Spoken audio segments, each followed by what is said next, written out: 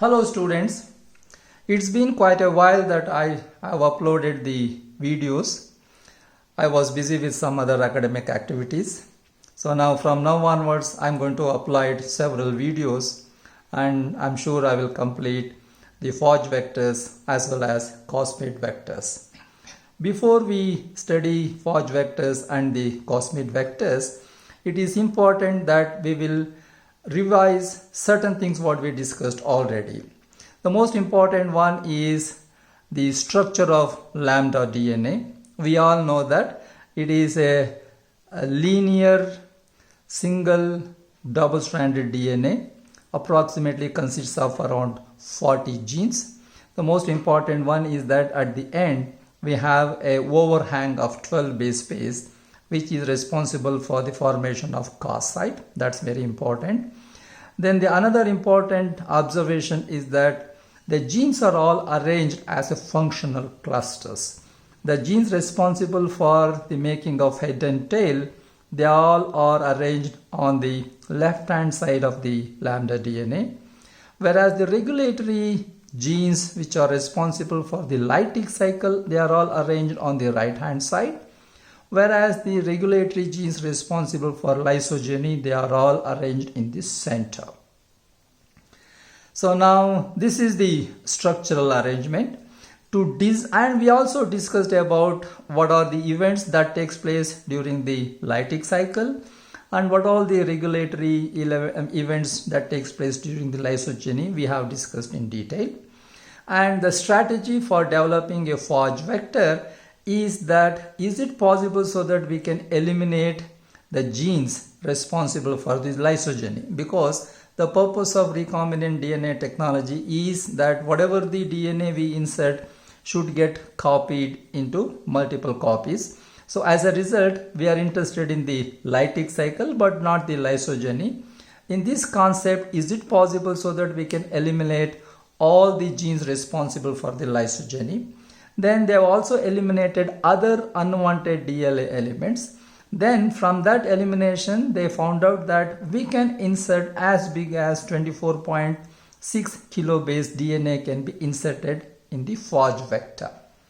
So now while designing this particular Forge vector, now in case of a plasmid vector, we all know that it is a circular plasmid, whereas in case of a Forge vector, instead of a circular plasmid, so we are going to have two arms. One that is the left arm, another one is going to be the right arm. Put together, the size of that will come around 23.9 kilobase. Now we can insert as big as 24.6 kilobase DNA can be easily inserted, which is an advantage compared to the plasmid DNA where we can insert only as big as 6 kilobases. So now this is the strategy what we have understood in the previous class.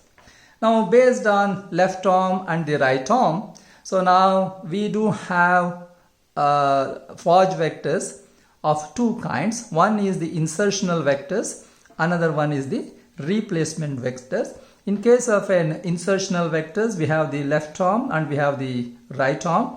So now in between, I think we are going to have a very unique restriction site and locating three important gene elements. So in case of a Caran vectors, the important element is going to be the LAGZ DNA, which will code for the beta galactosidase. Now this LAGZ DNA can be upregulated with the help of IPTG and the substrate XGAL. All right. Whereas in case of a lambda GT10 vectors, the key gene which is associated is going to be the C1 repressor gene. But we also discussed about SPI, sensitive to P2 inhibition phenotype, and SPI minus. So this is a phenotype. So in that phenotype, we also discussed in detail the red and GAM genes are very critical. Now these red and GAM gene are going to be placed in this unique site or even in the stuffer fragments. They are lambda 2001 series, lambda dash series or AMBL series. So these are the vectors. So we have insertional vectors, then we have a replacement vectors. In case of a replacement vectors, in the lysogeny region, we will have this LAGZ DNA or C1 repressor gene or red and gam gene. Now that is going to be eliminated. Now then we are going to clone with the DNA of our choice. So now there are two possibilities. So now in this and this can join together to form the vector again back. Another possibility is that this is the left arm, this is the right arm, then in the center we are going to have the gene of our interest which can be inserted, isn't it? So now this is exactly what we have discussed in the previous videos. Now the next one is going to be the transfection, because now this we have constructed the clone. How do we transfer this clone into a host cell? Because we know that in case of a E. coli, especially with the plasmid vectors, so if the size of it, if it is more than 10 kilobase, then what happens? The transfection is inhibited. Alright, so because of that we started looking for newer vectors. Now here is a situation in which we are going to have a very huge DNA of around like 45 to 50 kilobase in length, and moreover it is a linear DNA. Suppose if you transfer this into the host, especially the E. coli, we also know that they do have an exonuclease enzyme which can easily cleave this off. So now that is usually taken care by the red and gam gene of the lambda DNA. Now this is the biggest challenge. So what we are going to discuss in the current videos is going to be how are we going to transfect this particular huge clone into the host, especially the E. coli. So that is the most important event in the current videos. So before we get into the actual subject, we will just discuss about the events involved in the colony formation and what we call this as a plaque formation. This particular one I think we have discussed in detail. I will just briefly go through that. So in case of a colony formation, now this is the PBr322 plasmid, then this is going to be the host. So if you just take E. coli and the plasmid, if you mix them, there is no way the vector will get into the host cell. So if we have to make this particular host into a competent to receive the plasmid. So how are we going to do this particular one? So we are going to treat this with calcium chloride. Usually what we do that we take TrisHCl 10 millimolar pH 8 containing calcium chloride 50 millimolar. So now what we do that we are going to prepare a fresh E. coli culture. So now that E. coli culture we are going to monitor the growth phase, and once the optical density is around like 0.5 to 0.9, because that is the time in which these cells are in the logarithmic phase. So now we centrifuge that particular one and then again resuspended that with TrisHCl 10 millimolar pH 8 calcium chloride 50 millimolar for about half an hour or so. And while doing this particular process, the entire event is going to be done in cold, that is on ice. All right, we incubate for 30 minutes. So after that again we centrifuge one more time. Then we are going to do one more incubation with the lesser volume of TrisHCl buffer calcium chloride 50 millimolar. After that particular one, after the treatment with calcium chloride, now these E. coli cells are competent so that they can receive the plasmid DNA. So usually what happens, once we prepare the competent cells, then we take the competent cells, then we are going to take the ligated mixture, then we incubate for 1 hour on ice. Okay, that is the incubation period. So after the incubation is over, then what we do that we incubate the entire mixture at 42 degrees centigrade for exactly 90 seconds. So after that, immediately we keep the entire mixture on ice. We call this chill it on ice for 1 to 2 minutes. What happens is that now the entire E. coli to begin with, it was on ice. We do the incubation on ice. After that, we increase the temperature to 42 degrees centigrade for 90 seconds and again we chill it. So because of this chilling, heating and chilling, what happens, we call this as a heat shock. So during this particular chilling time, these pores do close. As a result, whatever the plasmid DNA enters into the host cells do not come out.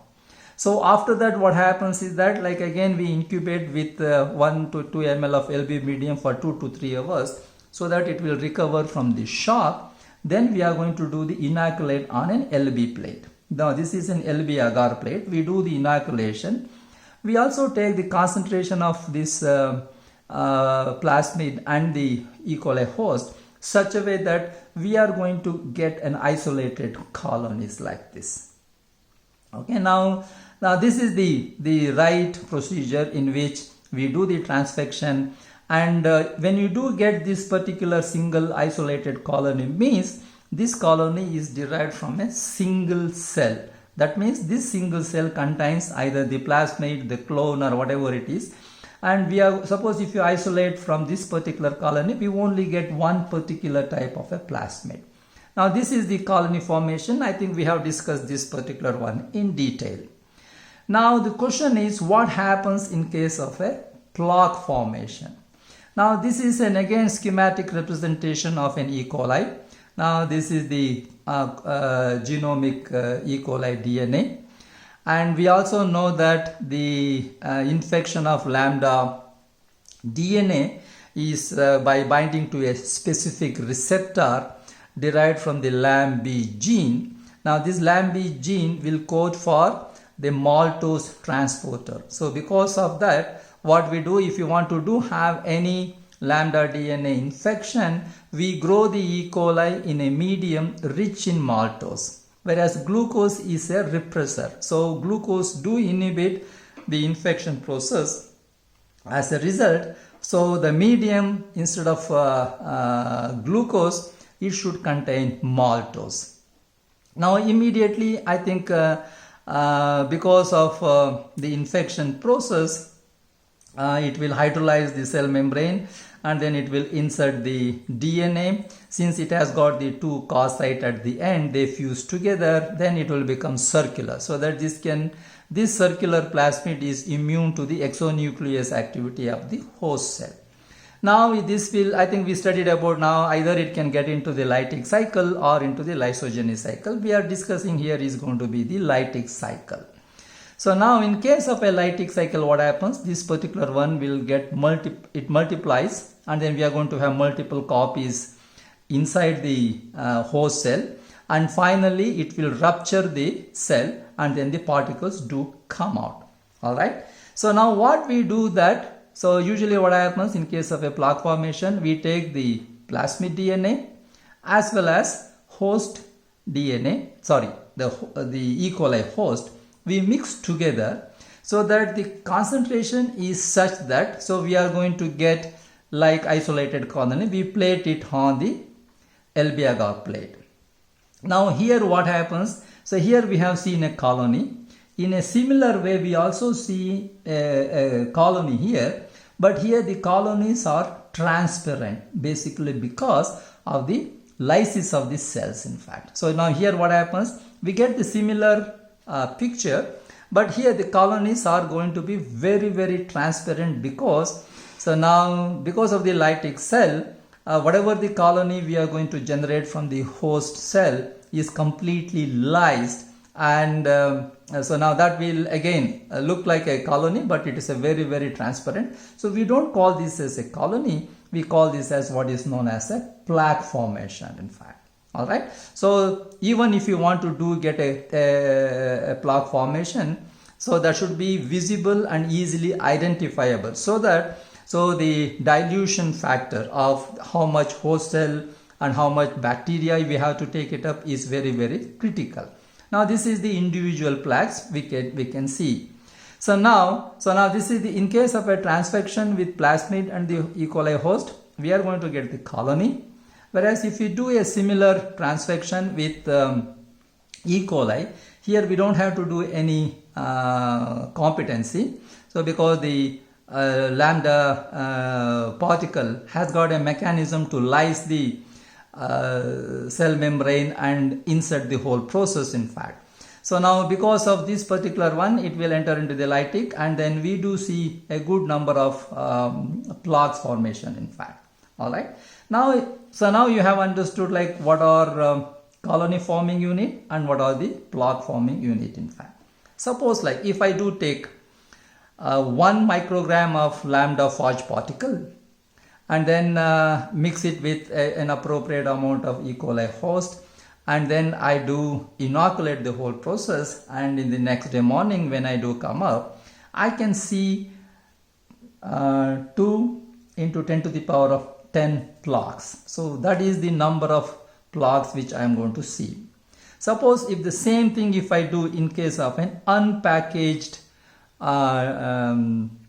lambda particle. So that means that is the linear DNA.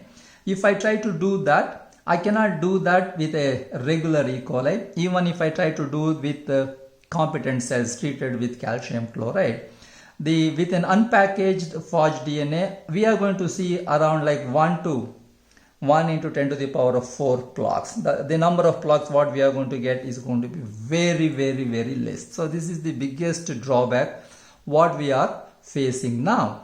So because of that, so what methodology we are going to adopt so that we are going to increase the efficiency of this plaque with this naked DNA to the regular plaques what we are going to see with respect to the phage DNA.